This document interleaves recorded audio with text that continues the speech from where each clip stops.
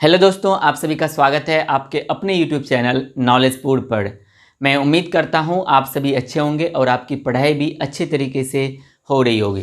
तो हम लोग ग्रामर में पढ़ रहे थे क्या, प्रोनाउंस। और प्रोनाउंस के जो कुल कितने भेद थे, प्रोनाउंस के थे 10 भेद। और हमने 10 भेद को बहुत ही अच्छे तरीके से, बहुत ही सरल शब्दों में हमने आपको समझाने का प्रयास किया था। और मैं उम्मीद करता हूं कि आपने सभी लेक्चर देखे होंगे और अब आपका 10 का 10 प्रोनाउंस जो है वह क्लियर हो गया होगा। 10 का 10 प्रोनाउंस कौन सा है? तो पहला था हमारा personal pronoun, possessive pronoun, reflexive pronoun, emphatic pronoun, demonstrative pronoun, indefinite pronoun और डिस्ट्रीब्यूटिव प्रोनाउन, रेसिप्रोकल प्रोनाउन और इंट्रोगेटिव प्रोनाउन। तो आप देख लीजिए, अगर कुछ छूट भी गया होगा तो आपको अच्छे से याद होगा। तो ये 10 का 10 हमारा बहुत ही अच्छे तरीके से मैंने आपको समझाने का प्रयास किया था। तो अब हमारा 10 का 10 खत्म हो गया है। तो आज मैं टॉप 15 एग्जाम्पल लेके आया हूँ, जो सभी जितना का आपने पढ़ा ना 10 का 10 प्रोनाउंस, उन सभी में से है। ठीक है, तो देखिए यहाँ पे डायरेक्शन भी दिया है, in circle all the pronoun used in this sentences. आपको इसमें जो भी प्रोनाउन का प्रयोग किया गया है आपको उनका इंसर्कल करना है। तो आप वीडियो को पहले अभी रोक दीजिए और अपने से लिखने का प्रयास कीजिए। अगर आपको 1 नंबर का पता है तो आप 1 नंबर दे के नीचे आंसर लिखिए, 2 नंबर दे के लिखिए और सबका लिखिए कौन सा शब्द क्या है। ठीक है, इनसे क्या होगा, आपका सेल्फ मोटिवेशन बढ़ेगा और आपका सेल्फ मोटिवेट रहना बहुत ही ज़्यादा ज़रूरी है। अगर आप अच्छे से सीखे हैं तो इन सभी का आंसर आप जरूर कीजिएगा। तो चलिए अब हम देखते हैं। तो इसमें पहला क्या है, पहला है दिस बुक इज़ हर। तो अब इसमें से आपको बताना है कि इसमें से दिस बुक इज़ हर, इसमें से कौन क्या होगा। पर्सनल प्रोनाउन होगा, पॉजेसिव होगा, रिफ्लेक्सिव होगा, emphatic, distributive, demonstrative, indefinite, reciprocal, interrogative, कौन क्या है या रिलेटिव, ये आपको बताना है। ठीक है, तो इसमें से देखिए दिस बुक इज़ हर, तो दिस बुक इज़ हर, अगर दिस सिर्फ रहता तो ये हो जाता डेमोन्स्ट्रेटिव प्रोनाउन, क्योंकि दिस दैट दिस दोज को कहते हैं डेमोन्स्ट्रेटिव प्रोनाउन। लेकिन यहाँ पर दिस बुक इज़ हर, यह किताब उसकी है, तो यहाँ पर ये जो हर है इनका अधिकार दिखाया जा रहा है। तो यहाँ पर ये दिस बुक जो है, अगर आप सिर्फ दिस को लीजिएगा तो दिस प्रॉपर हमारा क्या हो जाएगा, यह डेमोन्स्ट्रेटिव हो जाएगा। लेकिन दिस के साथ बुक आया है तो यह डेमोन्स्ट्रेटिव एडजेक्टिव हो जाएगा। और हर को अगर आप देखिएगा तो हर यहाँ पर पर्सनल प्रोनाउन हो जाएगा। ठीक है, तो आप इसी प्रकार से आपको छांटना है। अब दूसरा देखिए, जैसे है आई नो हिम, मैं उसे जानता हूँ, तो यहाँ पर हिम क्या कहलाएगा, तो हिम आपका क्या कहलाएगा, पर्सनल प्रोनाउन कहलाया जाएगा। ठीक है, उनके बाद देखिए दैट बुक इज़ माइन, वह किताब मेरी है, तो यहाँ पर that book is mine, mine का प्रयोग किया गया है। माइन क्या है, तो माइन है आपका पॉजेसिव प्रोनाउन। और दैट बुक यहाँ पर प्रॉपर, अगर आप दैट को देखिएगा, बुक को छोड़ दीजिएगा तो दैट तो हो जाएगा डेमोन्स्ट्रेटिव। लेकिन दैट के साथ मैंने क्या बताया था, जब यह किसी नाउन के साथ आ जाए तो वो डेमोन्स्ट्रेटिव प्रोनाउन ना होकर एक्चुअल में वो डेमोन्स्ट्रेटिव एडजेक्टिव हो जाता है। तो यहाँ पर ये क्या हो जाएगा, डेमोन्स्ट्रेटिव एडजेक्टिव हो जाएगा। अब उसी प्रकार से चौथे नंबर में देखिए क्या दिया है, home do you hat, home do you hat, आप किसी नफरत करते हैं। तो यहाँ पर देखिए होम डू यू हैट, तो होम क्या हो जाएगा, तो होम हो जाएगा क्या, इंट्रोगेटिव प्रोनाउन। होम क्या हो जाएगा, तो होम हो जाएगा इंट्रोगेटिव प्रोनाउन। ठीक है, आपको इसी प्रकार से लिखना भी है। ठीक है, मैं अभी आपको समझा रहा हूँ क्योंकि मैंने अच्छे से बता दिया है। तो मैं यह मान के चल रहा हूँ कि आप नीचे कमेंट सेक्शन में कमेंट भी करते जा रहे हैं। ठीक है, तो अगर आपको कहीं पर भी समझ में नहीं आएगा तो आप उनके बारे में नीचे डाउट सेक्शन में यानी कमेंट सेक्शन में अपने डाउट को जरूर लिखिएगा। उनके बाद देखिए 5 नंबर क्या कह रहा है, that is the book which I bought yesterday, that is the book, वह जो किताब है, विच आई बाउट येस्टरडे, जिसे मैंने कल खरीदा था, वह किताब है जिसे मैंने कल खरीदा था।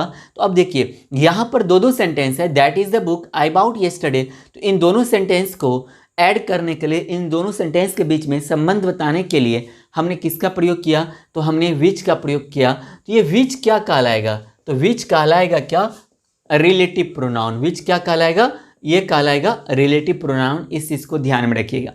नेक्स्ट क्या है 6 number, where is the man who gave you this news, where is the man, वह आदमी कहाँ है जिसने आपको यह समाचार दिया। तो यहाँ पर भी देखिए दो दो सेंटेंस है, एक है वेयर इज द मैन, वह आदमी कहाँ है, दूसरे सेंटेंस इसी में है who gave you this news, जो जिसने आपको ये न्यूज़ दिया या फिर समाचार दिया। तो यहाँ पे देखिए इन दोनों सेंटेंस को ऐड करने के लिए, इन दोनों सेंटेंस के बीच में संबंध बताने के लिए किसका प्रयोग किया गया, तो हु का प्रयोग किया गया। तो ये हु क्या कहलाएगा, तो ये हु कहलाएगा क्या, रिलेटिव प्रोनाउन। क्या कहलाएगा, रिलेटिव प्रोनाउन। याद रखिएगा आप रेसिप्रोकल और रिलेटिव में कंफ्यूज मत होइएगा। जो रिलेटिव प्रोनाउन होता है, रिलेटिव प्रोनाउन दो सेंटेंसों के बीच में संबंध बताने के लिए उनका प्रयोग किया जाता है, इस चीज का ध्यान में रखिएगा। चलिए नंबर 7 देखिए, तो नंबर 7 क्या कह रहा है, तो नंबर 7 एग्जाम्पल है which book did you buy, आपने कौन सी किताब खरीदा या फिर आपने कौन सा किताब खरीदा। तो यहाँ पे देखिए मैंने क्या बताया था, what, where, when, which, who, whom, ये सभी का सभी इंट्रोगेटिव प्रोनाउन है। लेकिन इसी में से मैंने बताया था कि विच का प्रयोग ज़्यादातर हम इंट्रोगेटिव एडजेक्टिव के रूप में भी करते हैं, और ये सभी का सभी, अब देखिए ये देखिए जितना भी है ना WHO में भी हु, व्हाट, इन सभी का प्रयोग किया जाता है संबंध बताने के लिए भी, रिलेटिव प्रोनाउन के रूप में भी। लेकिन इसमें से कुछ का हम यूज करते हैं प्रश्न पूछने के संदर्भ में भी। तो यहाँ पर बोल रहा है which book did you buy, आपने कौन सा किताब खरीदा। तो यहाँ पर विच बुक, अब देखिए विच के साथ एक्चुअल में बुक आ गया। तो अब यहाँ पर अगर सिर्फ रहता which book did you buy, अगर ये मान लीजिए विच नहीं रहता, अगर मान लीजिए रहता कि विच इज योर बुक, तो अब यहाँ पे विच ये इंट्रोगेटिव प्रोनाउन होता। लेकिन यहाँ पे देखिए आप विच के साथ बुक आया, तो ये अब इंट्रोगेटिव प्रोनाउन ना होकर ये क्या हो जाएगा, ये हो जाएगा interrogative adjective. Interrogative adjective normally adjective कब बनेगा, जब वह नाउन या प्रोनाउन के साथ आएगा, ठीक है, उनके बारे में चर्चा करेगा, तब वो प्रोनाउन ना होकर वह एडजेक्टिव हो जाएगा। इस चीज को आप ध्यान में रखिएगा। अब देखिए नंबर 8 क्या है, ही हिमसेल्फ डिड दिस, उन्होंने स्वयं या खुद यह किया है। तो मैंने क्या बताया था आपको, herself, itself, our self, yourself, myself, ये सभी का सभी है क्या, ये इन सभी के सभी को कहते हैं हम रेसिप्रोकल। लेकिन जब इन्हीं के साथ में इनका प्रयोग जब किसी नाउन या प्रोनाउन, तो ये जब खुद पर जोर देने के लिए प्रयोग करता है, तब हम इसको क्या कहते हैं, इम्फेटिक प्रोनाउन कहते हैं। तब हम इसको क्या कहते हैं, इम्फेटिक प्रोनाउन कहते हैं। मैं ऐसा मान के चलता हूं कि आपका कम से कम ये सभी तो अच्छे से क्लियर होगा। अगर आपको कहीं पर भी अभी भी कोई कन्फ्यूजन हो रहा है तो आप जरूर पूछिएगा। तो मैंने आपको क्या बताया था, वो रेसिप्रोकल नहीं, रिफ्लेक्सिव प्रोनाउन। रिफ्लेक्सिव प्रोनाउन किसको कहते हैं, माई सेल्फ को, आवर सेल्फ को, योर सेल्फ को, इट सेल्फ को, हिम सेल्फ को, हर सेल्फ को, ये सब का सब है रिफ्लेक्सिव प्रोनाउन। लेकिन जब यह किसी नाउन के बारे में या नाउन या प्रोनाउन जब खुद पर बल देने के लिए इसका प्रयोग करता है, तब ये रिफ्लेक्सिव ना होके तब ये क्या हो जाता है, इम्फेटिक हो जाता है। इस चीज को आप ध्यान में रखिएगा। तो अब देखिए यहाँ पर ही हिमसेल्फ डिड दिस, उन्होंने स्वयं यह किया है, यह खुद किया है। तो यहाँ पर हिमसेल्फ का प्रयोग ही के लिए किया गया, तो यहाँ पर यह क्या हो जाएगा, यह हो जाएगा इम्फेटिक प्रोनाउन, ठीक है। उनके बाद देखिए 9 नंबर क्या है, I have some milk but he has none, मेरे पास कुछ दूध है लेकिन उसके पास कुछ भी नहीं है। तो अब देखिए आई हैव सम मिल्क यह एक सेंटेंस है, ही हैज नन उनके पास कुछ नहीं है। तो इन दोनों सेंटेंस के बीच में संबंध बताने के लिए किसका प्रयोग किया गया, तो आप क्या बोलोगे, बट का प्रयोग किया गया। तो ये बट क्या कहलाएगा, तो बट कहलाएगा रिलेटिव प्रोनाउन। क्या कहलाएगा, रिलेटिव प्रोनाउन। इस चीज को ध्यान में रखना है। उनके बाद है 10 नंबर है, each of the boys can do this, आप में से प्रत्येक लड़का या फिर प्रत्येक लड़का यह कर सकता है। तो ईच का प्रयोग हम मूल रूप से किसके लिए करते हैं, तो ईच को क्या कहा जाता है, डिस्ट्रीब्यूटिव कहा जाता है या डेमोन्स्ट्रेटिव कहा जाता है, दो है। आप जरा मुझे बताइए ईच को आप क्या कहिएगा, डिस्ट्रीब्यूटिव कहिएगा या फिर डेमोन्स्ट्रेटिव कहिएगा, ये जरा आप नीचे कमेंट सेक्शन में कमेंट करके बताइए ईच किसको कहिएगा, आप डेमोन्स्ट्रेटिव को कहिएगा या फिर डिस्ट्रीब्यूटिव को कहिएगा। अरे आप कमेंट सेक्शन में लिखिए, आपने पढ़ा है। इच किसको कहिएगा? डेमोन्स्ट्रेटिव प्रोनाउन किसको कहिएगा? डेमोन्स्ट्रेट दिस दैट दिस दोस, जिसका हम संकेत करने के लिए प्रयोग करते हैं ना, वो कहलाता है डेमोन्स्ट्रेटिव। डिस्ट्रीब्यूटिव क्या होता है? ईच का, आइदर और आइदर और, ये क्या कहलाएगा? ईच आइदर नाइदर, इसको कहते हैं हम क्या? इन सभी को कहा जाता है डिस्ट्रीब्यूटिव। तो यहाँ पे देखिए, each of the boys can do this, each of you, तो ये क्या कहलाएगा? ये कहला जाएगा डिस्ट्रीब्यूटिव प्रोनाउन। ठीक है, तो इसी में मैंने बताया था कि डिस्ट्रीब्यूटिव प्रोनाउन ना होकर ये डिस्ट्रीब्यूटिव एडजेक्टिव भी हो सकता है अगर इसका प्रयोग नाउन के लिए किया जाएगा तब जाकर। अब देखिए 12th नंबर क्या है, तो ये कह रहा है दैट इज माई मोबाइल, वह मेरा मोबाइल है। तो अब यहाँ पर देखिए, वह मेरा मोबाइल है, मतलब आप उस मोबाइल पर क्या बता रहे हैं? अधिकार बता रहे हैं। तो अधिकार बताने के लिए आपने किसका प्रयोग किया? तो आपने माई का प्रयोग किया। तो माई क्या कहलाएगा? तो माई ये क्या कहलाएगा इस सेंटेंस में? ये कहला जाएगा पॉजेसिव प्रोनाउन। क्या कहलाएगा? Possessive pronoun.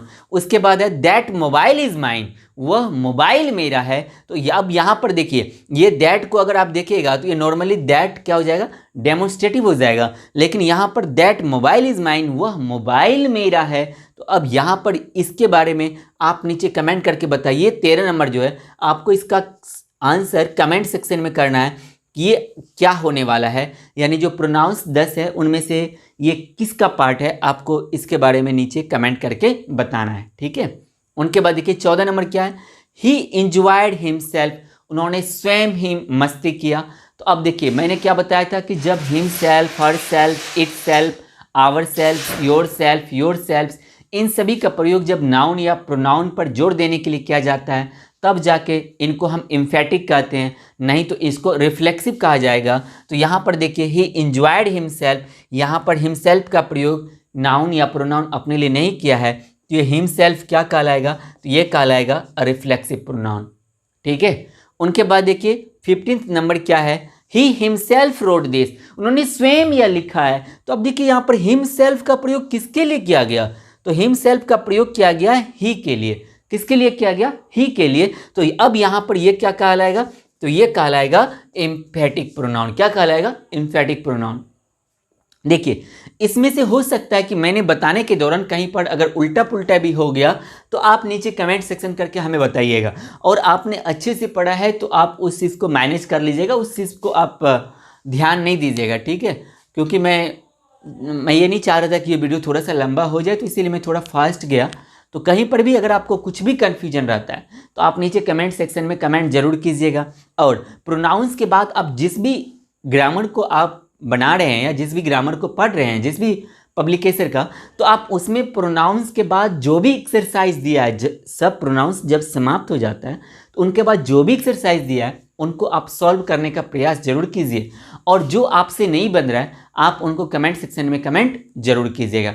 तो मैं उम्मीद करता हूँ कि आपको प्रोनाउंस अब अच्छे से क्लियर हो गया होगा, और मैंने आपको कुछ आज एग्जाम्पल भी करवाया।